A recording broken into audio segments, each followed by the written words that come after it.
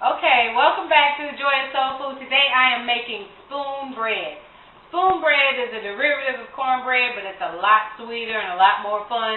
Once you make this for your family dinner, people are going to want you to make it all the time, so you can be the star. And the ingredients, the biggest ingredients is Jiffy cornbread. Now I do have to warn those who are pork sensitive that someone pointed out to me that Jiffy cornbread does indeed contain lard. So if you're lard sensitive, you don't want to make this recipe.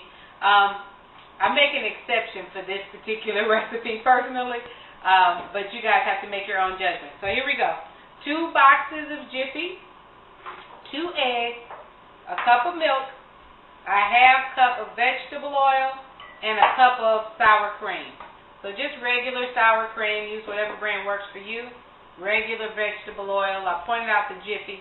And some people like to put a half cup of cream corn in there, add a little more texture. You can buy these so that they're only 7 or 8 ounce cans or something. I just have the big can today, so I'm just going to use half of it. And we'll get started. First of all, heat your oven to 350 degrees. And you're going to add the 2 boxes of Jiffy. Nothing amazing about this. We just dump it all in at one time.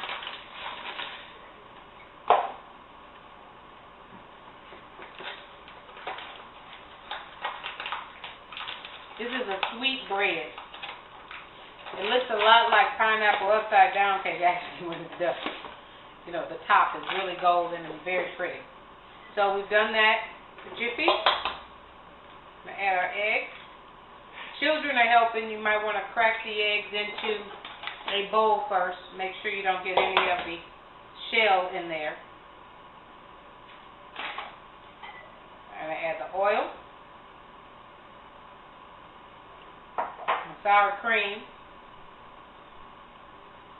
Don't be tempted to leave the sour cream out. Sour cream is really, the sour cream and oil is what makes this recipe different from regular cornbread. And it's called spoonbread because you can just dip it out with a spoon. You can also slice it. So I slice it. Get off my hand. And the milk.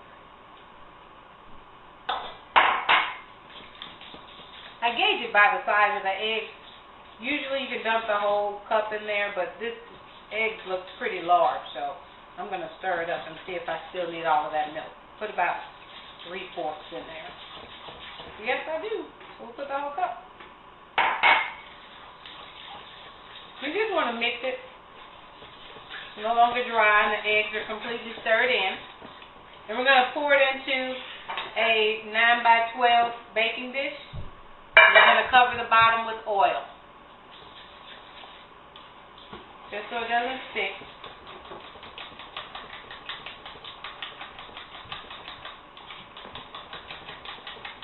It's not a cake, so you don't have to use a blender. But you do want to make sure everything is mixed very well.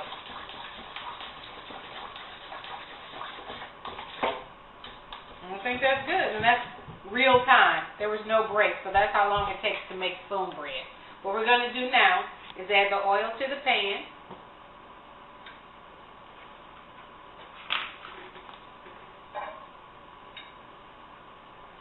And you want to just move the pan around, make sure the bottom is covered with oil. You can do the sides, but once you pour the batter into the middle of the pan, it'll push the oil up the sides anyway. There we go.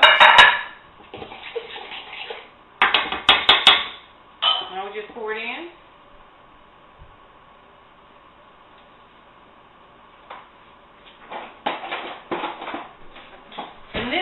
Is enough to serve probably 8 people. Plenty of cornbread just with 2 boxes of Jiffy. There we have it. We're going to bake that at 350 degrees till it's golden, till it starts splitting a little on the top. That's usually about 35 to 40 minutes.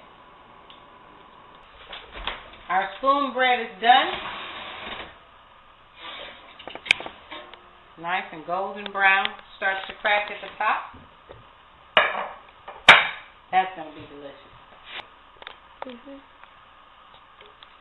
got our pinto beans, and now we're plating up our spoon bread.